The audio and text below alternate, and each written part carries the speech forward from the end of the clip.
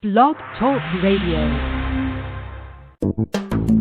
Welcome to the Institute for Personal Development, Kriya Yoga Ashram, where total consciousness is the new frontier.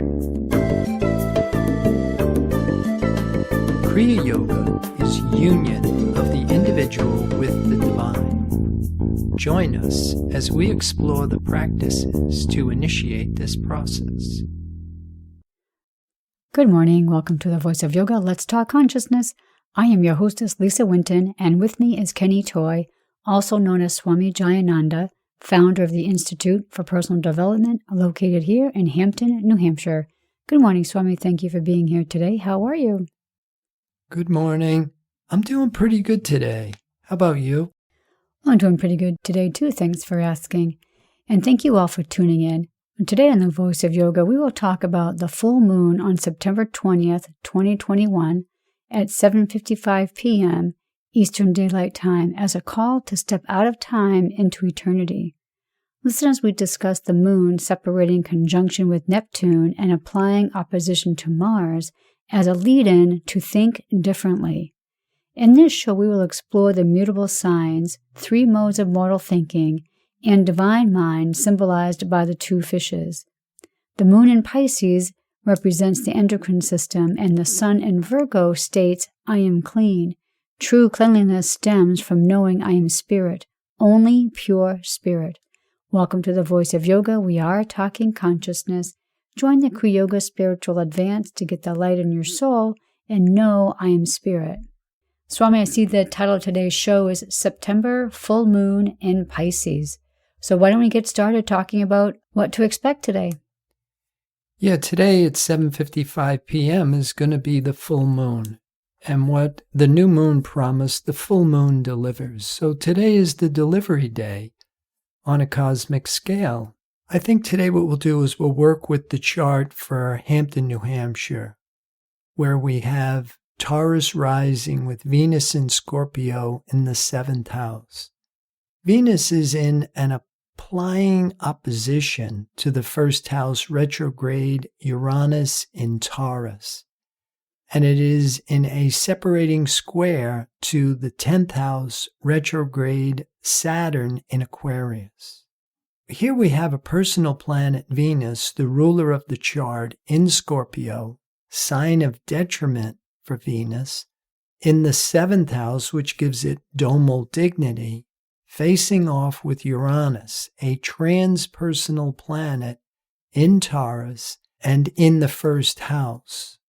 And both are in a square to the 10th house retrograde Saturn in Aquarius, which is domal dignity and rulership for Saturn. Okay, now Saturn is thought to be the taskmaster in astrology. And it is the last of the personal planets, which represents with the moon the principle of manifestation, the concept of separation, how we put things into form and protect them.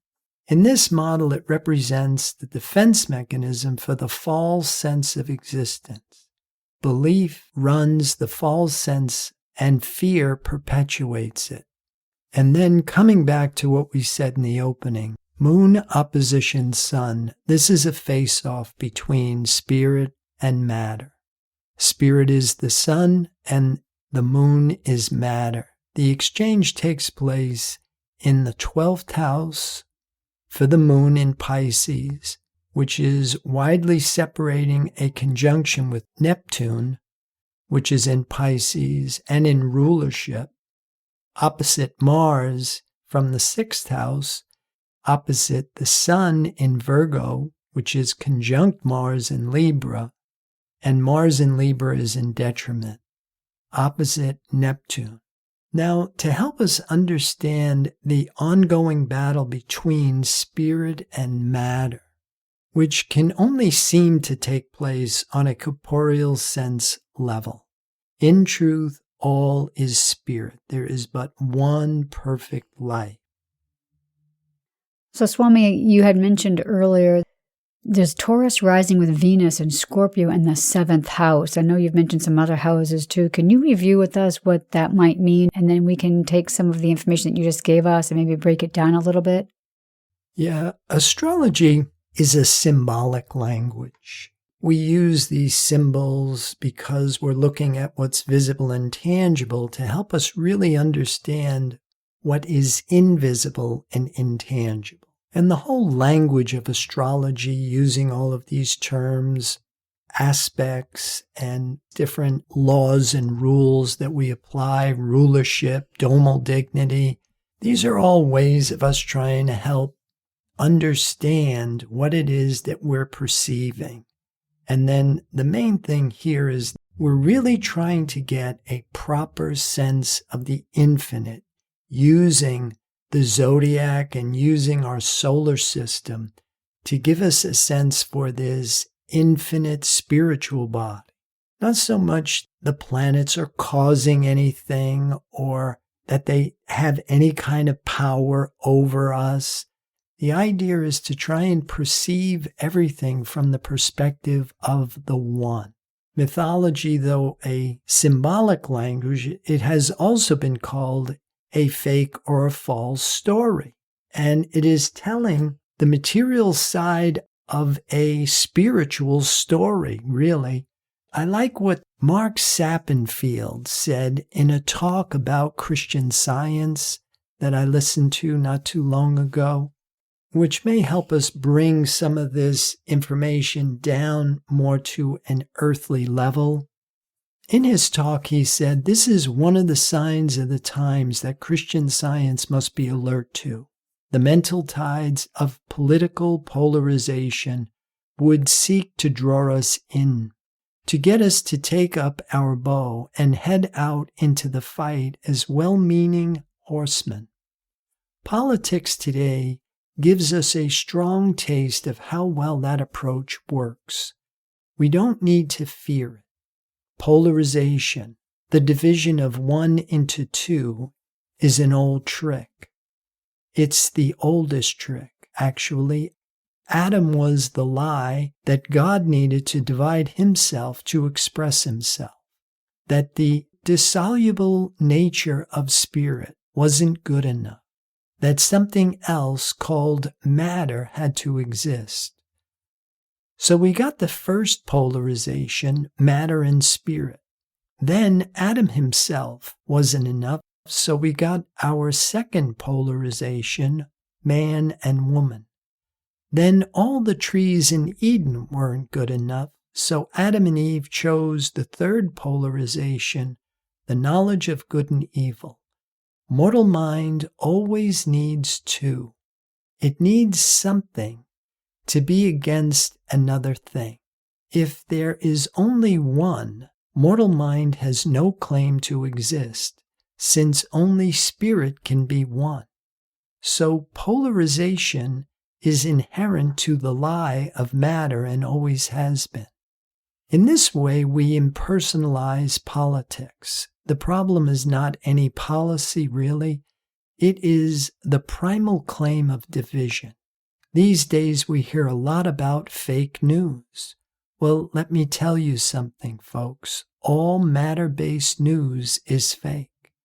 There is no such thing as journalistic truth or political truth or scientific truth. There is only truth with a capital T.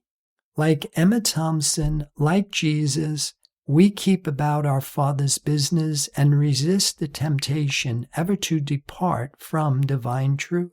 Then mental polarization has no foothold or foundation. Divine government is revealed. That's the end of the quote. In the opening, we said, discussing the moon separating conjunction with Neptune and applying opposition to Mars as a lead-in to think differently. What is it that we should learn from that? Yeah, what we're learning here is forsaking our modes of mortal thinking for divine knowing, graduating from a material sense of self to a mental sense of self, eventually to spiritual identity. In order for us to come out of the belief in matter and the law of karma, we must graduate from thinking with a 5-sense material mind to thinking with divine mind. We've got to graduate from being rational and logical and working in duality into thinking in terms of the absolute, thinking in terms of spirit, whole, complete. A full moon is a sign where what it is that is in front of us is in full visibility. The opposition is a really interesting aspect. And even though it seems to be a face-off, it really has the feeling of cooperate and separate. And the more we go from this personal sense of self into an impersonal spiritual sense of selfhood, we activate spiritual sense. We really see what surrounds us is within us. And these planets, which seem to be way outside of ourselves, really have a place in our consciousness. That the personal planets are associated with ruling signs that we associate with chakras.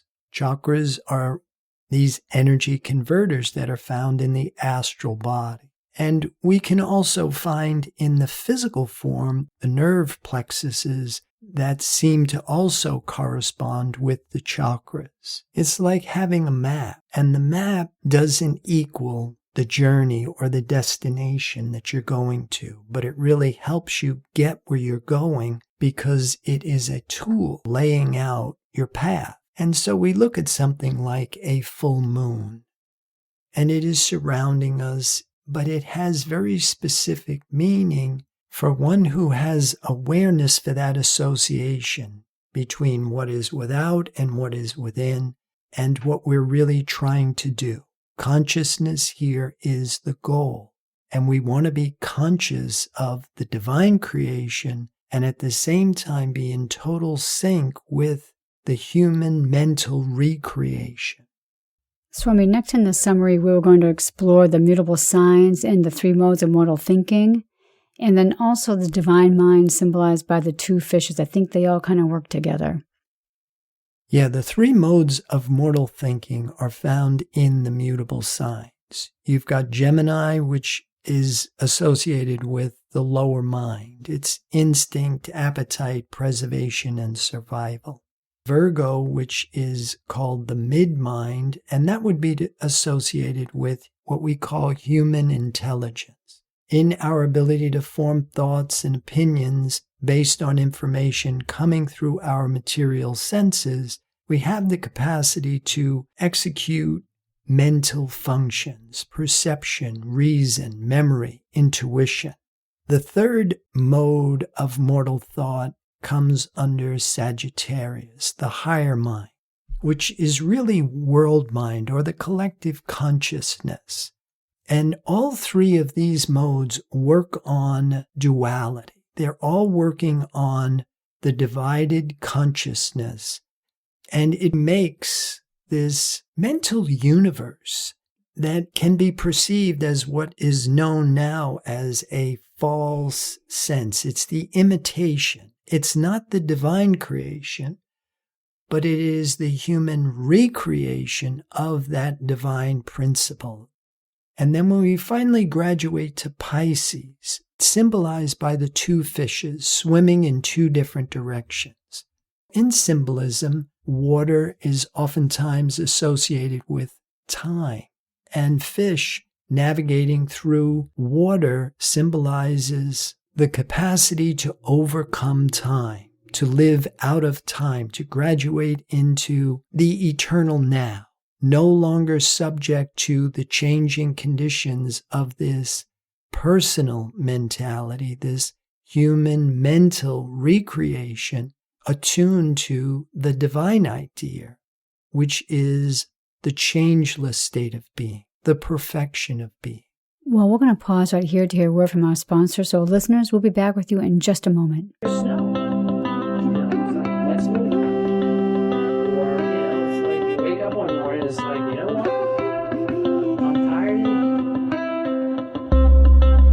Kriya Yoga Theory 2 is a unique and revolutionary practice and forum designed to facilitate the growth process in human development. Apotheosis is a real experience and has an evidence procedure.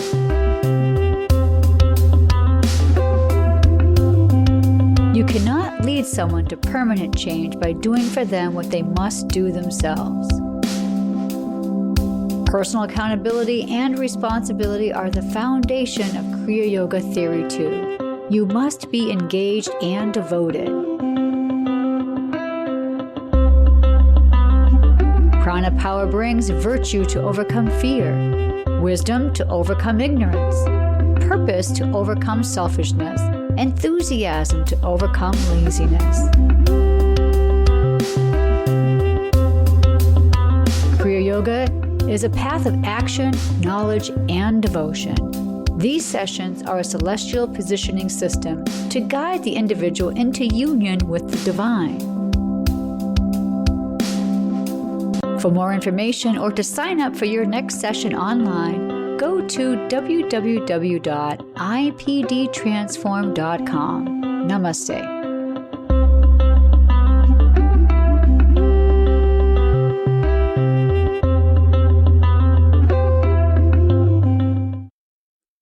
Welcome back. For those who are just joining us, you're listening to The Voice of Yoga, and we are talking consciousness.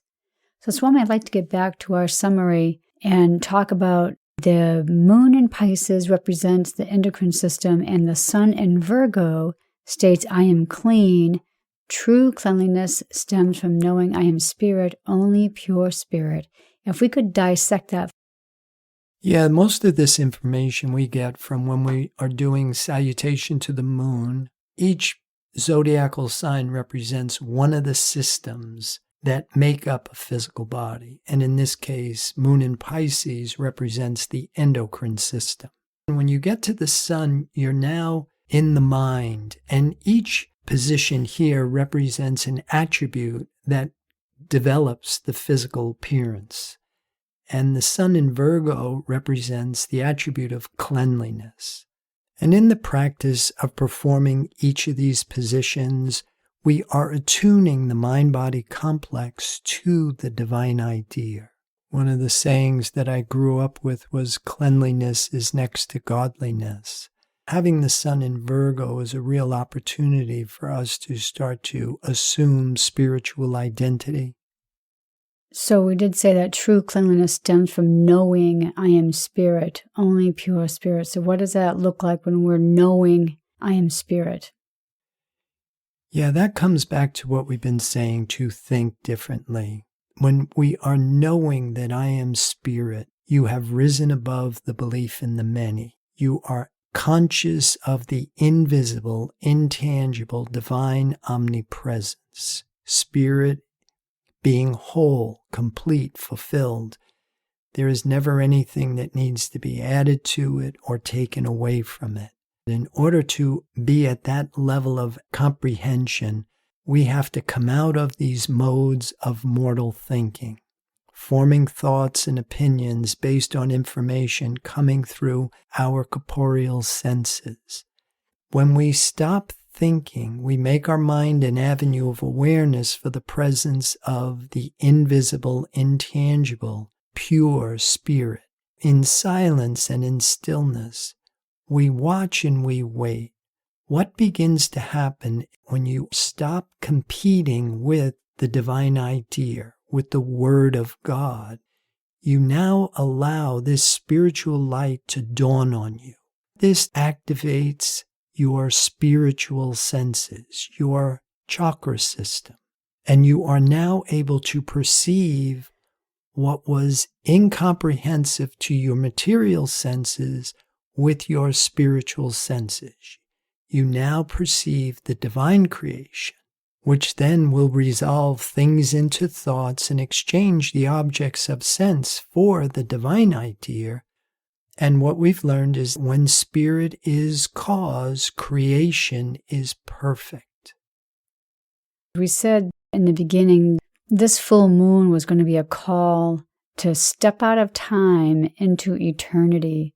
So let's kind of summarize what we've just talked about. And so how is this going to help us step out of time into eternity? You're trying to educate thought and lift it to the level of spiritual apprehension. The transits and the aspects are of no real use to us. They don't do anything for us. They're simply a map. It is a calling to think differently. If you understand the symbolism, if you understand the language, it can become a map for you. If you are waiting for this to do something for you, you will continue to wait. But it is using time and space, which is happening on a material level, merely as a call to action. We can do this at any time. You don't need these particular transits or any transit for you to think differently, for you to come out of these modes of mortal thought. I like what Bob Dylan said, you don't need a weatherman to tell you which way the wind is blowing. But in order for us to accept and live in the knowledge of the infinite spiritual body, we must have a proper sense of the infinite. And so what we're doing here is we're using the zodiac to give us a proper sense of the infinite. So Swami, earlier you had talked about the moon, the principal manifestation, the concept of separation and how we put things into form and protect them. Well, how does that all tie into what you had talked about, the lecture that Mark Sappenfield had given the other day about Christian Science? Yeah, in that talk where he said, politics today gives us a strong taste of how well that approach works. We don't need to fear it. Polarization, the division of one into two, is an old trick. It's the oldest trick.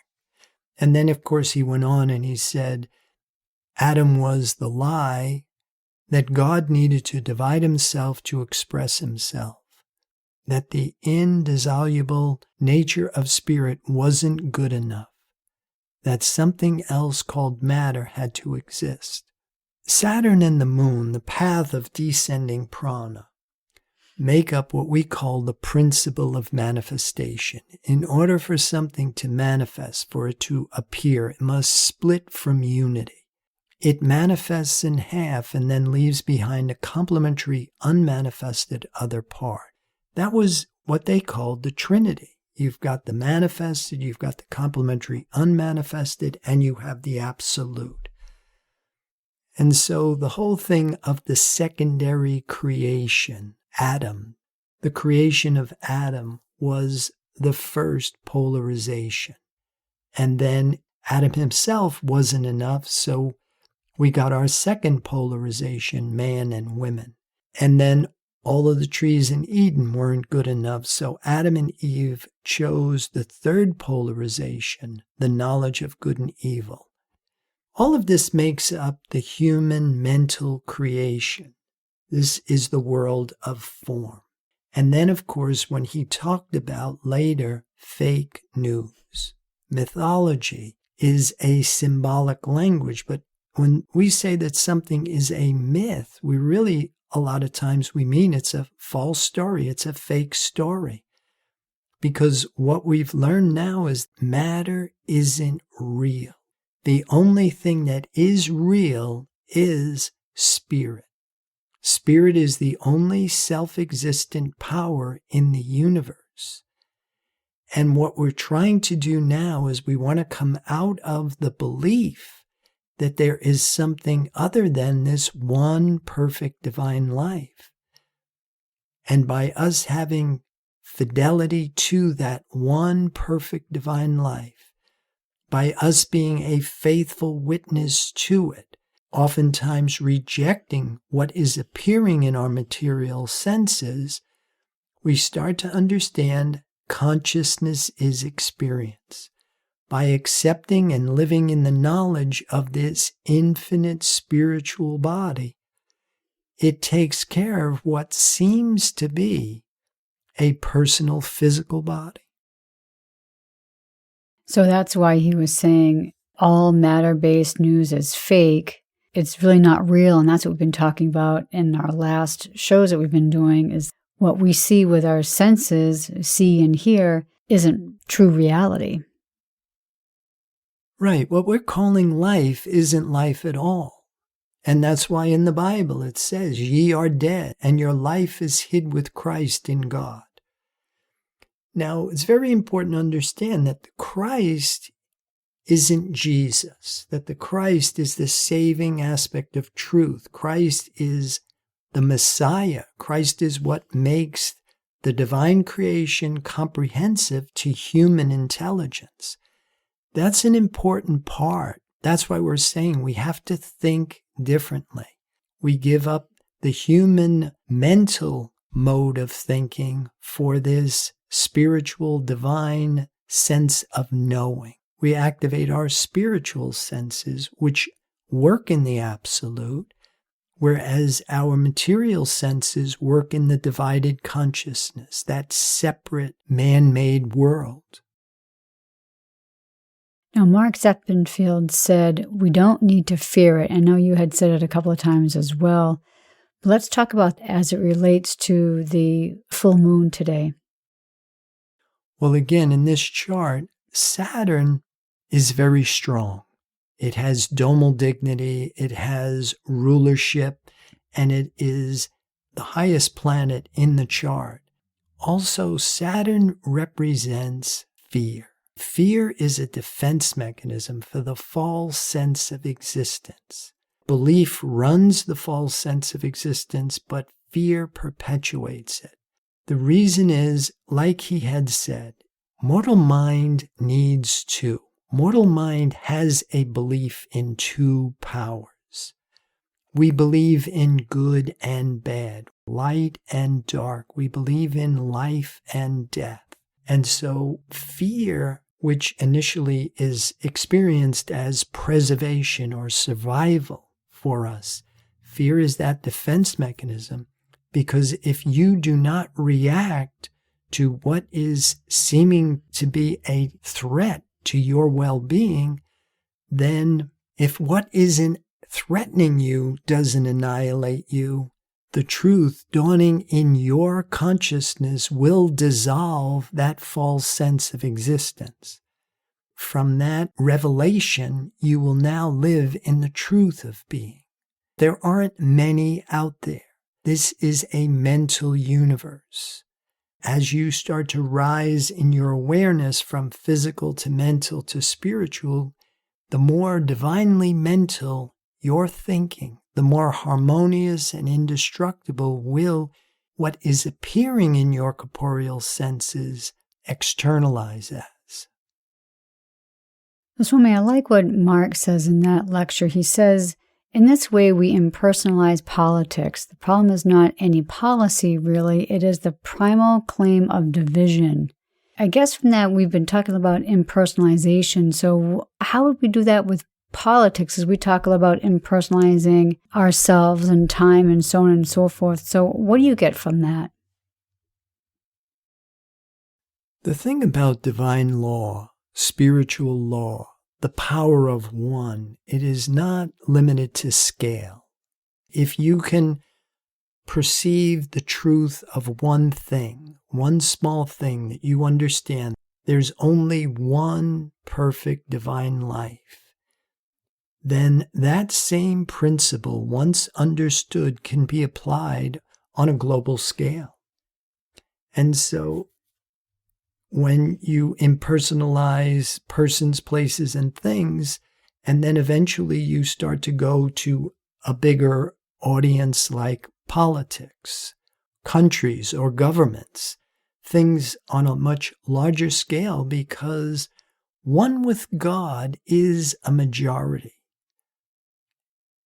Well, it's about that time to start breaking down our show for today, so listeners, be sure to visit the website www.ipdtransform.com. When you're on the homepage, you see the fading banner, Blog Talk Radio. If you click that, that will direct you to the Blog Talk Radio catalog page. And then don't forget clicking on the Products tab and Online Classes directs you to all the classes that Swami has available. So, Swami, with that, do you have any other final thoughts about today's program? Well, I would like to encourage people to join the Kriya Yoga Spiritual Advance to get the light in your soul and know I am spirit. Namaste. And thank you for listening to our program, The Voice of Yoga. This is Lisa Winton along with Swami Jayananda signing off. Have a wonderful Kriya Yoga kind of day. Namaste.